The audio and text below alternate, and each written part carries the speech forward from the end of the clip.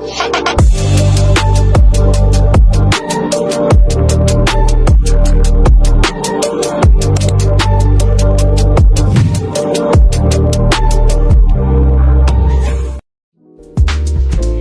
my beautiful people. Welcome back to Chinny Show. Today's episode is Woman, Who Are You? The podcast where we strip away the Instagram filter, the church smile, and the I'm fine answer, and we talk real. I am your host, Chinny, and if this is your first time here, welcome home, my sister. Today's episode, I need you to find somewhere comfortable.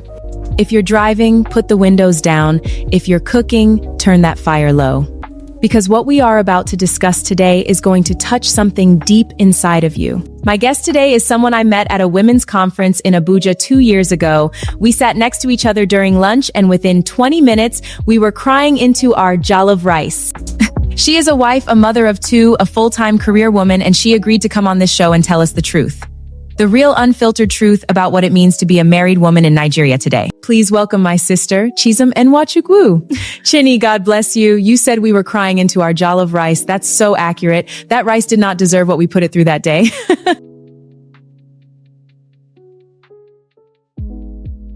Thank you for having me. I've been listening to this podcast for a while, and I always said, when I'm ready, when I'm brave enough, I will come on here. And today, here I am. Thanks, and we are so glad you're here. So Chisom, let's not waste any time. Introduce yourself, your real self, not your LinkedIn bio. Okay, real self. My name is Chisom. I am 34. I have been married for 6 years to a man I genuinely love. That part is important because I don't want anyone to hear this episode and think I'm here to drag my husband. I'm not. I married a good man, but even good marriages have weight. I have 2 children, a son who is 4 and a daughter who just turned 2. And I work as a senior marketing manager. So on paper, my life looks put together. But paper lies. Paper lies every single time. Before we go further, a quick word from our sponsors who make this show possible. We'll be right back. Don't go anywhere, because what's coming next, Chisom is just getting started.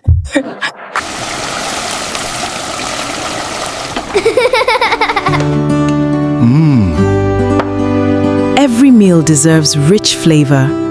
This is absolutely perfect, darling. Only the best ingredients for my family.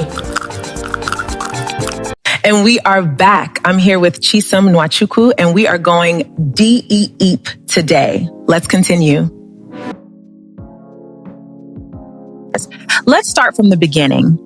You got married at 28. What were you expecting marriage to be? Oh, Chinny, I was expecting partnership. I grew up watching Nollywood. I grew up watching my mother serve my father. And I told myself that won't be me. I am educated. I have a career. My husband and I dated for 3 years before marriage. We talked about everything. I thought I had covered all my bases.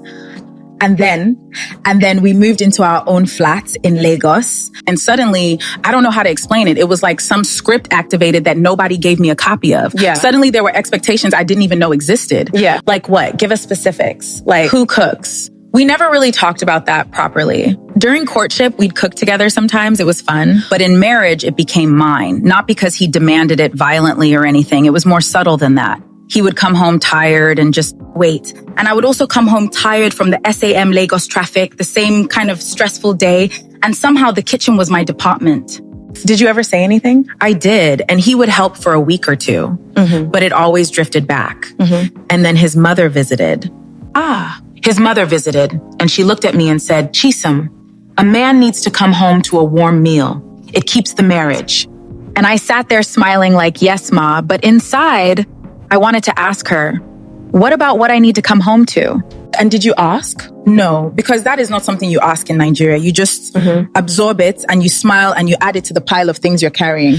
That pile. I want us to talk about that pile because I think so many women listening right now know exactly what pile you're talking about. Yeah. The pile is everything nobody sees. It's waking up at night when the baby cries because somehow, even though he is also a parent, it's you who hears it. It's remembering school fees, the children's medical appointments, when the house gas is almost finished, when your mother-in-law's birthday is, what to cook for, the weekend when his friends are coming. It's carrying the mental load of an entire household while simultaneously trying to perform at a job and to be a person. At some point, I stopped knowing what I liked. Not what my children liked, not what my husband liked, but what I liked. I couldn't answer that question. That hit me. That really hit me. We're going to take a short break right here because I want you to breathe. What Chisum just said about not knowing what she liked anymore, let that sit. We'll be back in just a moment. You've been carrying so much on your own. It's safe to let it go now.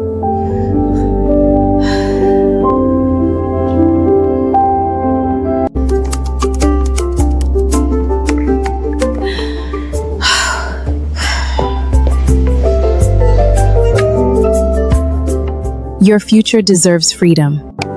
It's important to acknowledge how much you've been handling. Now, let's just breathe and focus on you. Welcome back to Women Who Are You? I'm Chinny, and we are still here with Chisum. And honestly, the next part of our conversation is the one I know so many of you have been waiting for. We're talking children. Let's talk about children, because I know from our jollof rice conversation that this is a chapter with a lot of complexity. Yes. Okay.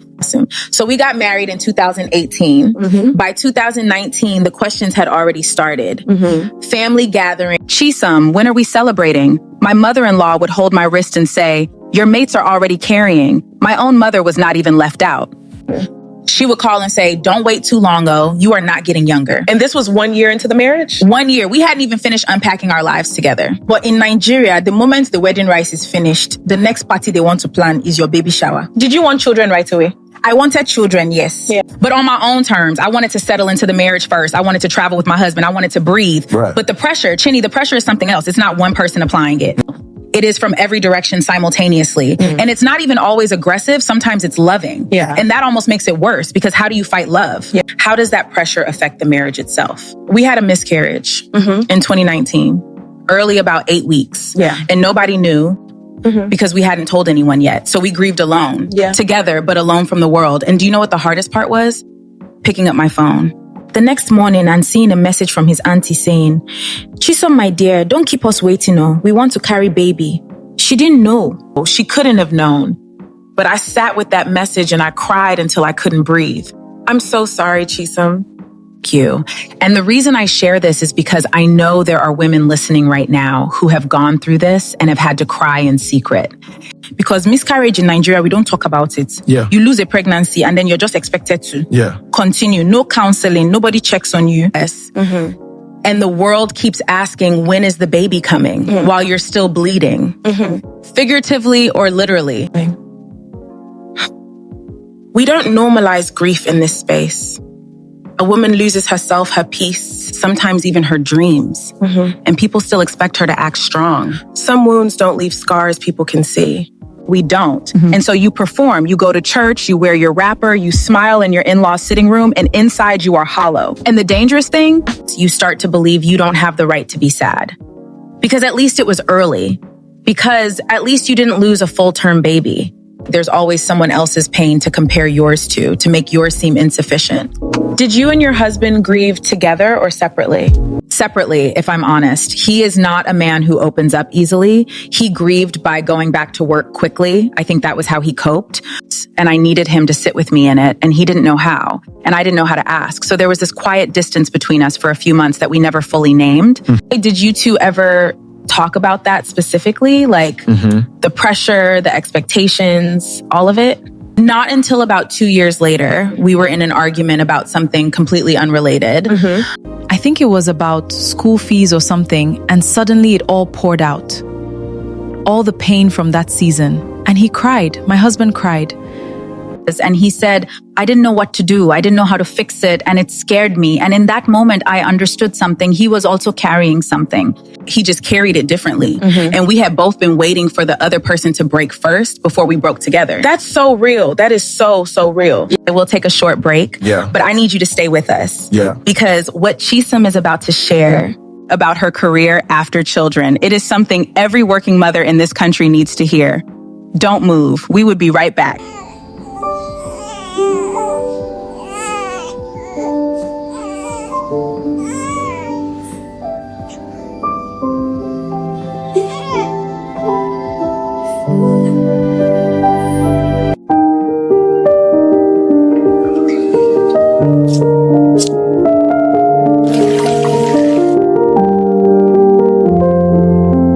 You deserve Q.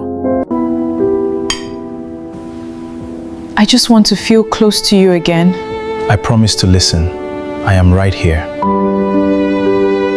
We are back on Woman, Who Are You with Chisom Nwachukwu. Let's shift gears. Let's talk about work. Because you didn't stop when you became a wife and a mother. And that choice came with its own battle. Chisom, let's talk about your career. Because I think this is where a lot of women feel the most pulled apart. Yes. Okay. So I worked hard for my career. I studied, I did internships. I clawed my way up. By the time I got married, I was already doing well. And I had this naive belief that my career was mine, that it existed outside of my marriage in its own separate box. And there is no separate box. There is no separation. When my son was born, I took maternity leave 12 weeks. 12 weeks. And I swear to you, when I came back, something had shifted at work. Project I was leading had been reassigned. When I asked about it, my manager, a man, he said, "We just thought you'd need time to settle back in." He meant well, I think, but what he communicated to me was, you are now less reliable because you are a mother? That is a form of discrimination, full stop. Full stop. But what can you do? You can't scream. You can't cry in the boardroom. You just straighten your blazer and you work twice as hard to prove that your baby did not eat your brain.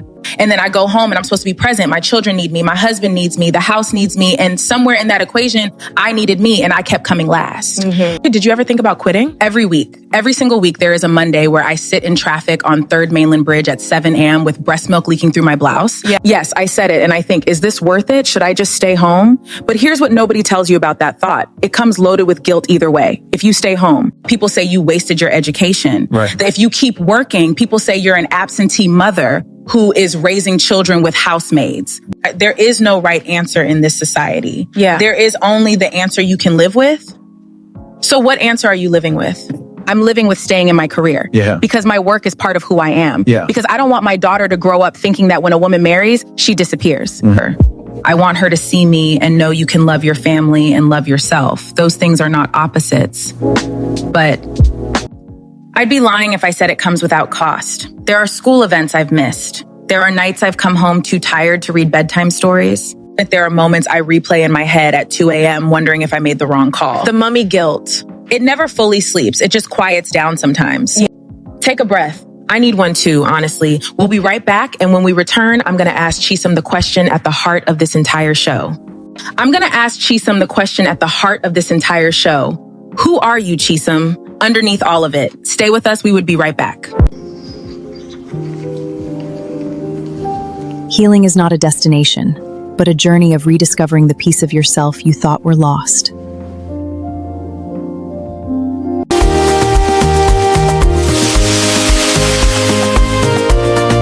Experience the rich, smoky flavor that brings us all together.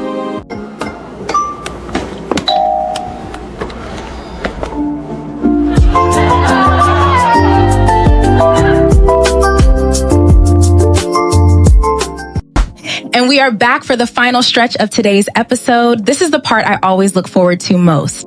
And getting beneath the roles, beneath the titles, and finding the woman herself. Chisom, I'm ready when you are. I want to ask you something personal. Who is Chisom? Not the wife, not the mother, not the senior marketing manager. Who is this woman? I'm still finding her again. I think she went somewhere around year 2 of marriage, not because anyone kidnapped her, but because I was so busy being everything to everyone that I stopped feeding her what she wanted. I stopped asking what she dreamed about, what made her laugh when she wasn't performing happiness. Last year, I started journaling just 20 minutes before anyone else woke up. And I would write whatever came. And the first week, all I wrote was, I'm tired, page after page. And then slowly, other things started coming through. Dreams I had forgotten, places I still wanted to go, a version of myself I had put on hold. But she's still there. No, she never left. She was just buried under 6 years of love and sacrifice and noise. But she's there. What do you wish someone had told you before you got married? I wish someone had told me that marriage is not the destination. It's a journey you're building daily. And you have to keep building yourself too, or you'll have nothing to bring to it. I wish someone had told me that the pressure to have children is real and it is relentless, and you have to build a wall against it that is made of your own peace of mind, not what the aunties think. I wish someone had told me that grief after a miscarriage is valid. Full stop, no qualifiers.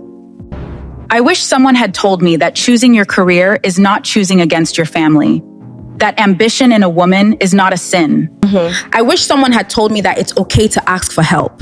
That asking for help is not weakness.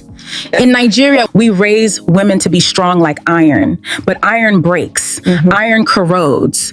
We need to also be like water to flow, to yield, to know when to pour ourselves out and when to be still. Chisum, you came in here and gave us everything. I don't even have words. I told myself I wasn't gonna cry.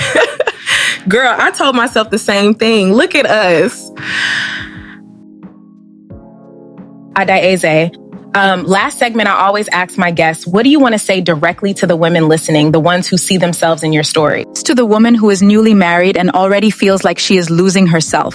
You are not imagining it. The pressure is real, but you are also real. You existed before this marriage and your needs don't become invisible because you said, I do. To the woman who is being asked, when is the baby coming? At every family function, your womb is yours, your timeline is yours, and your grief, if you've lost, is valid and worthy of tears and time.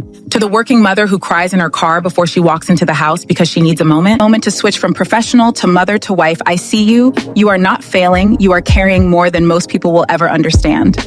And the fact that you are still standing, that is extraordinary. To the woman who has forgotten who she is still there. Find her 10 minutes, 20 minutes. A journal? Exactly.